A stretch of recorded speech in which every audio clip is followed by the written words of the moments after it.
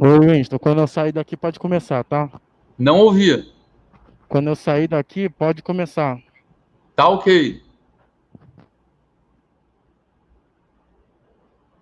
Olá, meus queridos e minhas queridas. Tudo bem com vocês? Enfim, chegou o grande momento de colocar em prática todos aqueles conhecimentos adquiridos da vida escolar, né? No tão falado e tão conhecido, né, processo seletivo do Enem.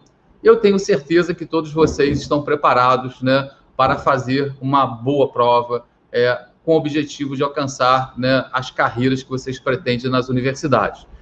E hoje estou aqui, né, para dar algumas dicas importantes relacionadas aos conceitos de história e que são relacionados também com alguns aspectos da geografia, da filosofia, né?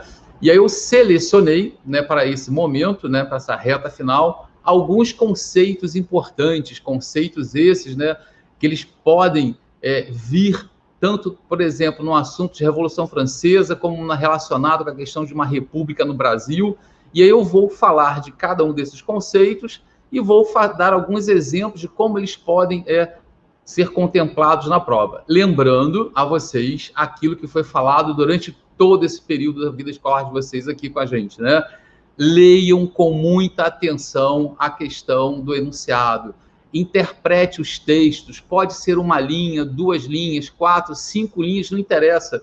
Leia com atenção o sentido do texto. Fique atento ali se um texto escrito numa época, se é um texto do século XVI, se é um texto do século XIX, né? Procure entender a lógica do texto e o autor do texto também ajuda muito, tá? E aí, né, um dos conceitos que eu selecionei, o primeiro de todos os conceitos, é a democracia, né? E aí, quando a gente fala da democracia, a gente não pode esquecer que a gente fala muito sobre esse aspecto da democracia na Grécia Antiga. E aí, vocês sabem muito bem, quando se fala em democracia na Grécia Antiga, é uma democracia de exclusão, é uma democracia de poucos, né? É uma democracia voltada para uma elite, para uma questão das aristocracias, né? Os aristocratas, né? Os proprietários de terras e de uma oligarquia, né? O governo de poucos. E aí, aquela velha situação que a gente já abordou e vai resgatar aqui rapidamente. Falar de democracia na prova do Enem é um conceito que esteve sempre presente. Então, eu posso falar da Grécia Antiga e posso fazer uma comparação sobre a democracia, por exemplo, na República Velha. Será que na República Velha no Brasil, né, das oligarquias, nós tivemos uma democracia plena, né? Ou seja, eu posso falar sobre a democracia no período de 64. Será que a Revolução de 64, ou o golpe de 64, o regime militar implantado em 64, ele era realmente democrático? Né? Então, eu tenho que ficar atento a esse conceito de democracia para analisar se ela é realmente uma democracia plena, se é uma democracia participativa e que garantia às pessoas o exercício pleno daquilo que é um outro conceito, que é a cidadania. Né? E quando a gente fala dessa democracia relacionada à cidadania, assim como na Grécia Antiga, assim como na República das Oligarquias, assim como nos regimes autoritários na América Latina na década de 60 e 70, não podemos esquecer que não tinha uma cidadania plena. E aí, quando eu falo sobre essa cidadania, e se eu for para a África do Sul, né, na África do Sul do apartheid, né, existia democracia dos brancos, aonde a população nativa, onde a população africana, que é oriunda da região, não tinha o direito de participar da vida democrática de uma África do Sul que tinha uma política de segregação racial instituída. Né? Então, os dois conceitos, democracia e cidadania, eles devem ser analisados com muita atenção. Né? Então, interprete a questão, analise o texto e veja se naquela questão que aborda o assunto democracia, cidadania, participação, ele realmente, aquele país ou aquela situação era de uma democracia plena ou se era de uma república autoritária. Né?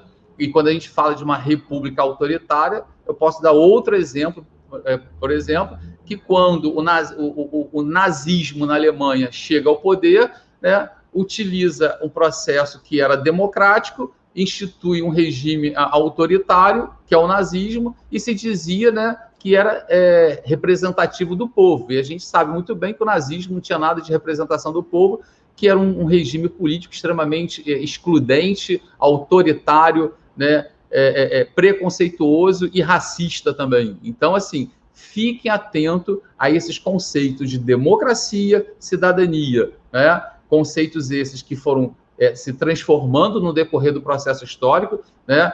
A Revolução Francesa é uma revolução que marca um momento histórico dessa mudança do conceito de cidadania, claro, impregnado com as ideias iluministas, né, do direito, da participação, a igualdade, a justiça e a fraternidade, que até hoje é fruto ainda de uma luta constante, né, nesse processo de garantir, né, as conquistas sociais, não do Brasil, mas sim da humanidade como um todo.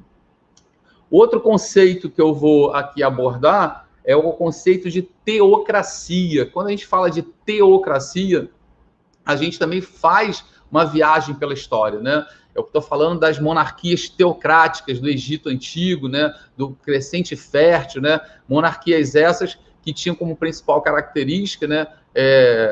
Regimes extremamente controlados através da religião. E quando eu posso sair do Egito Antigo e chegar na questão do México, na região dos astecas, posso falar dos incas, né? Eu posso falar, inclusive, desse poder teocrático, desse poder dos deuses, né? Controlando a sociedade. Inclusive, eu posso falar na Índia sobre a questão das castas, não de uma teocracia, mas sim de um conceito religioso que dizia que determinadas castas, que determinadas classes sociais, na verdade, elas teriam que se submeter, né, ao poder divino, não contestar a sua condição social. Então, o conceito de teocracia associado às monarquias, né, principalmente lá da história antiga, né, do Crescente Fértil, até mesmo, como eu acabei de falar, dos incas, dos astecas, não podemos esquecer que era uma forma de governo que utilizava o poder religioso e, ao mesmo tempo, um poder político como forma de controle e forma de dominação. Então, o conceito de democracia e o conceito de teocracia, eles podem estar numa prova, numa questão, no caso do Enem, em contextos diferentes. Ficar atento e sempre ligado ao texto. Leia com atenção para entender a essência do que está sendo abordado naquele assunto.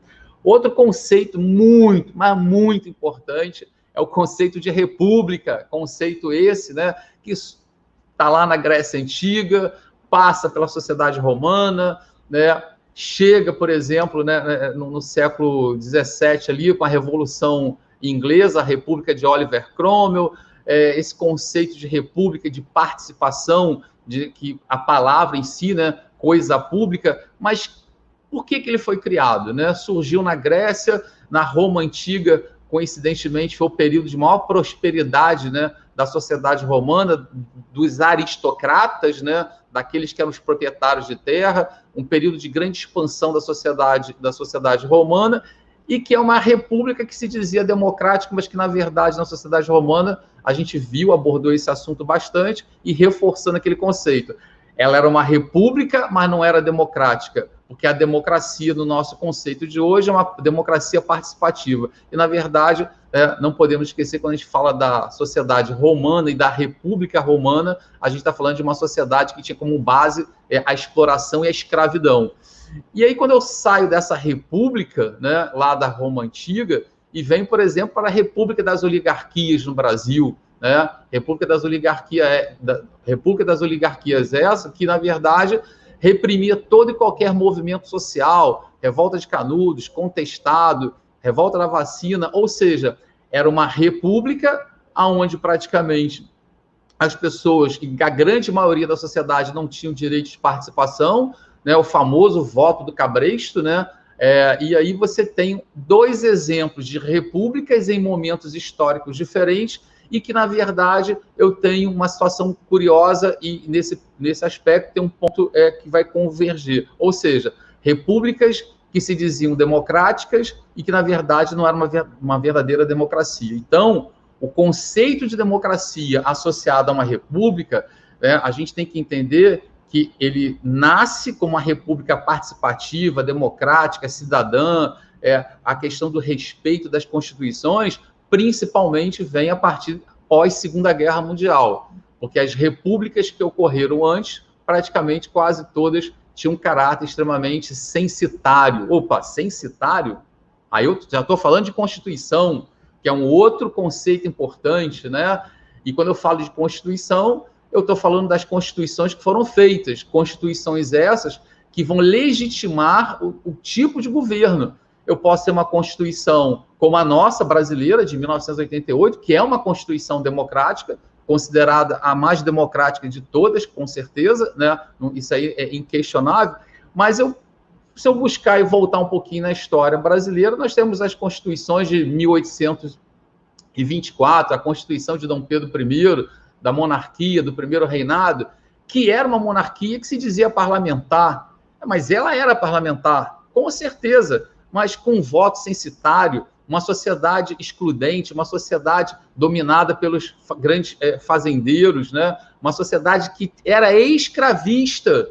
O Brasil tinha como principal característica, na monarquia do primeiro reinado, uma sociedade escravista, e tinha uma Constituição. Então, quando eu analisar em qualquer questão fragmentos de uma Constituição, no caso do Brasil, a Constituição de 1824, a Constituição Republicana, a primeira Constituição Republicana, quando eu pego ali o período de Getúlio Vargas, quando eu falo ali sobre a Constituição, a época de Vargas, quando eu falo com o Estado Novo, quando eu falo em 46 que tem uma Constituição, e aí eu tenho ali a Constituição já depois, pós-golpe militar, eu tenho os atos institucionais, eu tenho que ficar atento, e seja qual for a Constituição, qual o verdadeiro princípio que está expresso ali na questão. Então, eu não posso me deixar ser enganado, porque é Constituição e toda Constituição é democrática, né? Então, ficar atento se aquela Constituição que está sendo cobrada, está sendo abordada numa questão ali, de repente tem um verdadeiro princípio da cidadania, da ética, do respeito e da participação e a igualdade de direito entre os cidadãos. Ficar atento, porque eu posso falar da República das Oligarquias, eu posso falar da República de Oliver Cromwell, que virou um ditador, eu posso falar da República Jacobina, que tinha uma Constituição, eu posso falar da primeira Constituição constituída praticamente em 1776, ali com a Revolução Americana.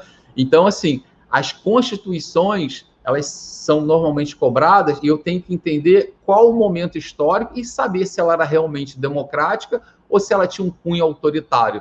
Não significa que tem uma Constituição, que significa que você tem direitos ou tem a liberdade de expressão ou de pensamento, tá? E às vezes, pelo que a gente já aprendeu, vocês viram, muitas constituições foram colocadas e impostas justamente para cercear a questão da democracia ou cercear a questão democrática. Como aconteceu, por exemplo, na Itália, com Mussolini, que criou uma Constituição que é uma Constituição fascista, né? E é um regime autoritário. Então, assim, fique atento a essas questões das constituições, das leis, né? E analisar o momento histórico que está sendo cobrado, tá ok? E aí, falando, como a gente falou de democracia, teocracia, república, a gente não pode deixar de falar das monarquias, que também é um outro conceito mega importante, né? E aí, quando eu falo das monarquias, a gente fala das monarquias teocráticas, que eu acabei de falar do Egito, ou de uma monarquia teocrática na questão dos Incas, ou uma monarquia teocrática na questão lá dos Astecas, né? Mas eu posso falar de uma monarquia absolutista que marcou a história europeia praticamente do século XVI, XVII, XVIII e até meados do século XIX, e tendo a última praticamente monarquia absolutista na Europa, sendo a monarquia da antiga Rússia, né, que veio a terminar com a Revolução 17, a Revolução Russa. Mas não podemos esquecer que essas monarquias absolutistas, os monarcas concentravam em suas mãos todos os poderes, apoiado por uma nobreza. E aí, quando eu falo dessa monarquia absolutista, período esse da Idade Moderna, período esse marcado pelo mercantilismo, período esse marcado pelas expansões marítimas, principalmente, que envolve Portugal, a Espanha, a Inglaterra, a França e a Holanda, né, que tem como principal característica a mentalidade expansionista, monarquias apoiadas por uma nobreza que criavam um conjunto de regras para garantir os interesses dessas elites e cercear toda e qualquer possibilidade de mudança social, né? garantindo uma sociedade estamental, que marcou praticamente a Idade Moderna na Europa, e que ocorreram várias revoltas com o objetivo de acabar com esse tipo de situação e que vai resultar naquilo que a gente conhece como a chamada a Era das Revoluções, né? Revoluções essas que tem como principal característica ali uma burguesia que chega, que cresce como classe social, a população no século XVIII, na Europa, principalmente, está falando aqui, sobre essa questão das ideias iluministas, para abolir essas monarquias absolutistas. E aí você tem um grande período das revoluções. E quando a gente fala dessas monarquias, não significa que toda monarquia é autoritária, que toda monarquia é absolutista, né? Não se esqueça que nós praticamente vivemos pós Segunda Guerra Mundial. A Europa tem países que são monarquias. A Inglaterra é uma monarquia, né? E é uma monarquia parlamentar e democrática. Então, nem toda monarquia significa que é um governo autoritário, nem toda monarquia significa que ela é democrática.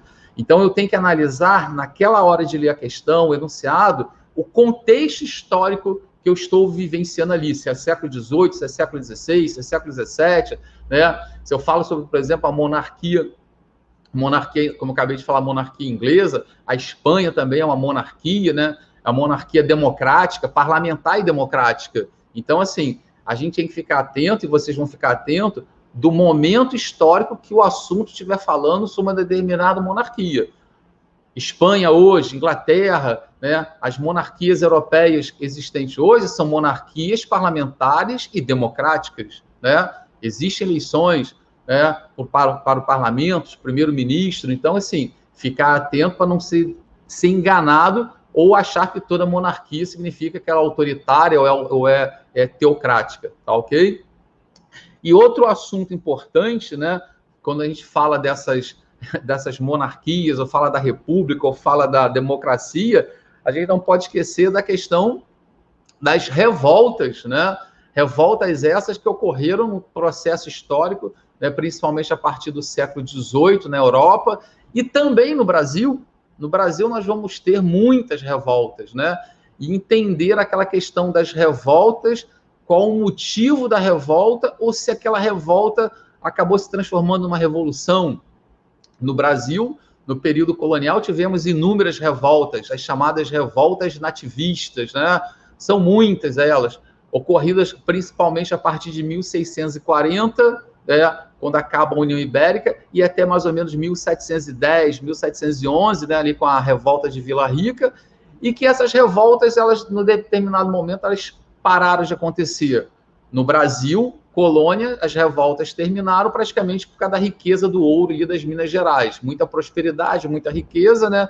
E a coroa portuguesa conseguiu atender ou solucionar alguns problemas, ou de forma violenta, ou atendendo os interesses dos colonos em alguns momentos, mas a maioria das vezes as revoltas nativistas tiveram como principal característica a insatisfação de algum fato momentâneo em relação à coroa portuguesa.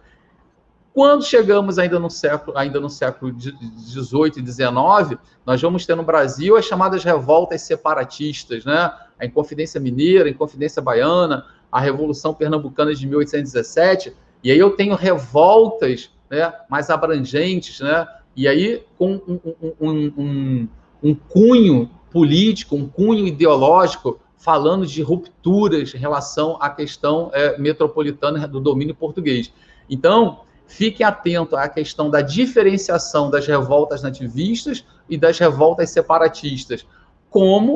Se eu analisar a questão das revoltas e sair do Brasil e para a Europa do século XIX, nós temos a Primavera dos Povos, né? Uma série de revoltas que aconteceram em várias regiões da Europa, que tinha como principal característica uma insatisfação contra a exploração. E naquele momento ali, 1848, 1850 e 1860, as revoltas que ocorrem na Europa, elas já tinham um cunho mais politizado, elas já tinham um fio condutor mais claro, porque assim, eu sei por que eu estou lutando, eu sei por que eu estou brigando, quais são os meus interesses de mudar uma sociedade que praticamente era extremamente exploratória. Então, a Primavera dos Povos, a própria Comuna de Paris, de 1870, que é uma revolta que institui na cidade de Paris uma república, né? E que aquilo gerou uma verdadeira preocupação em toda a Europa, porque foi a cidade de Paris se autoproclamou independente, e aquele ideal de liberdade, de fraternidade, de justiça social, de buscar uma sociedade mais justa e igualitária, era uma ameaça para uma sociedade capitalista em 1870, que se consolidava, né, ali justamente a Era dos Impérios, né?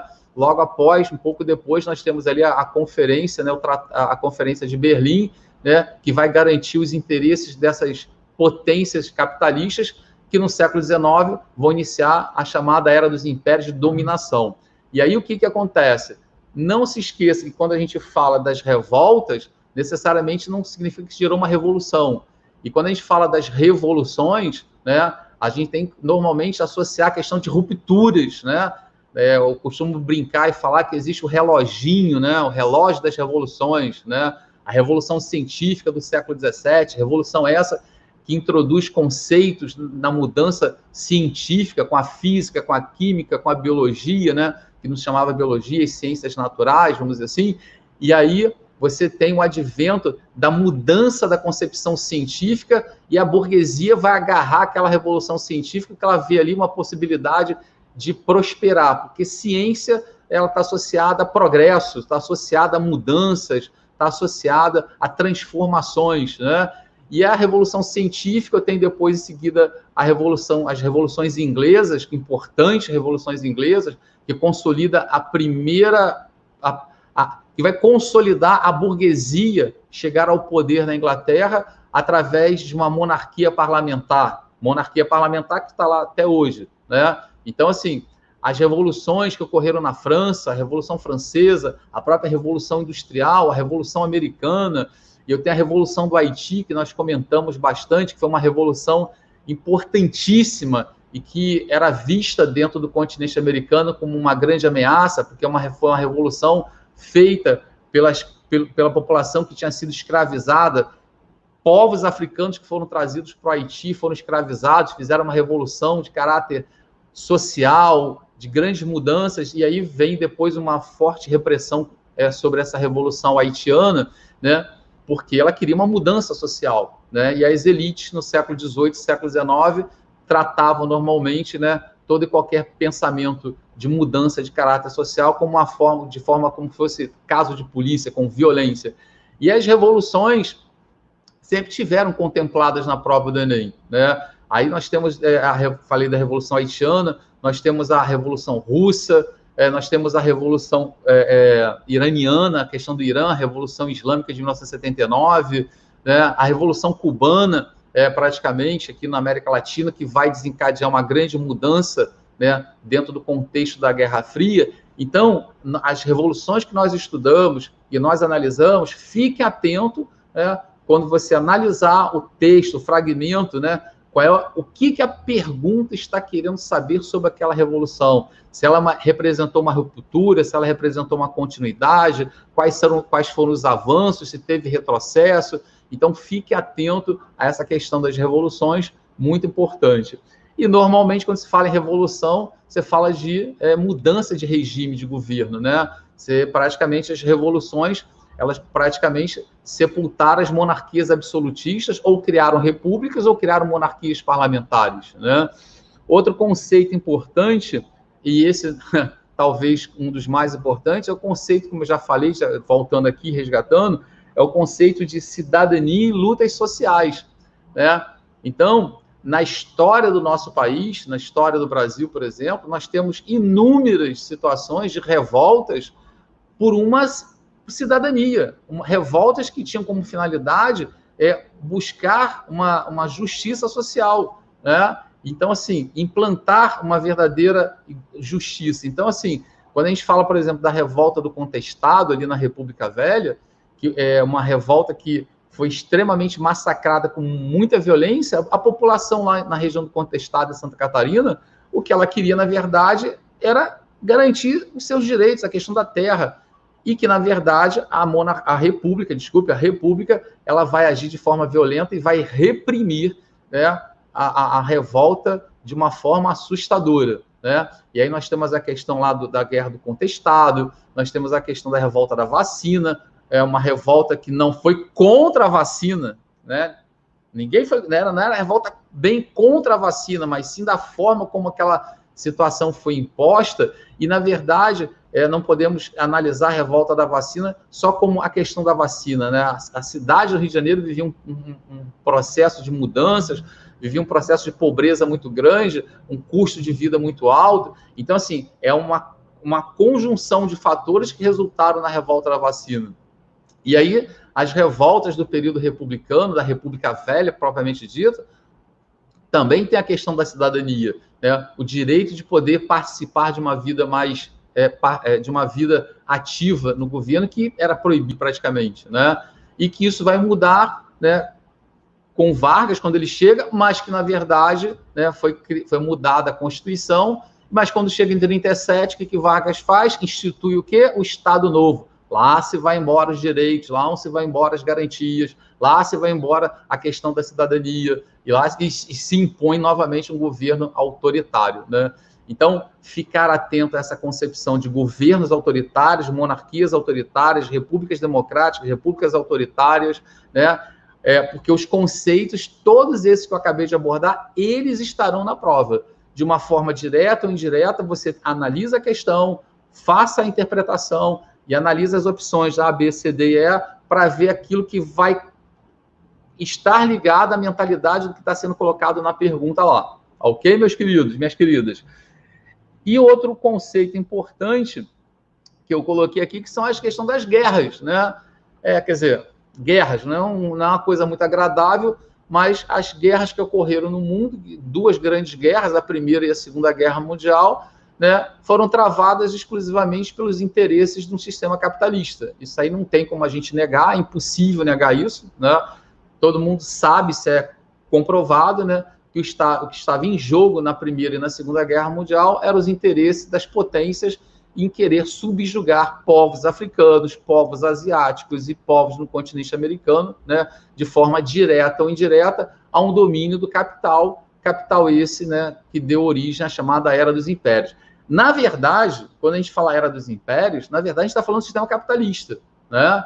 E esse sistema capitalista que ele vai impor, né, essa situação de dominação no continente africano, onde não houve nenhum respeito à cidadania, onde não houve nenhum respeito à civilidade, à dignidade humana, onde não se respeitavam os princípios, né, da autodeterminação dos povos africanos. E isso já vem desde o século XVI, se estende durante o século XVII, XVIII, e o século XIX vem até praticamente a década de 50 do século XX, né? E aí, quando a gente fala desse continente africano decorrente da Primeira Guerra, da Segunda Guerra, e de todas as guerras que ocorreram antes da Primeira Guerra, os conflitos na África, como a Guerra dos Boas, né? Os interesses ingleses, franceses, alemães, italianos e da Alemanha no continente africano e asiático, né? A gente não pode esquecer de uma das coisas mais terríveis, né, da história da humanidade, que é, na verdade, o genocídio contra os povos africanos. Esse é um processo, né, que é uma diáspora africana, né? A questão da escravidão não pode deixar de ser abordada, eu não posso deixar de abordar esse assunto, porque, na verdade, está muito ligado à nossa história. O Brasil é o país que mais recebeu quantidade de populações africanas escravizadas, que é uma tristeza isso na história da humanidade, né? E que as elites, em determinados momentos da história, sempre tentaram ocultar e esconder essa realidade, né?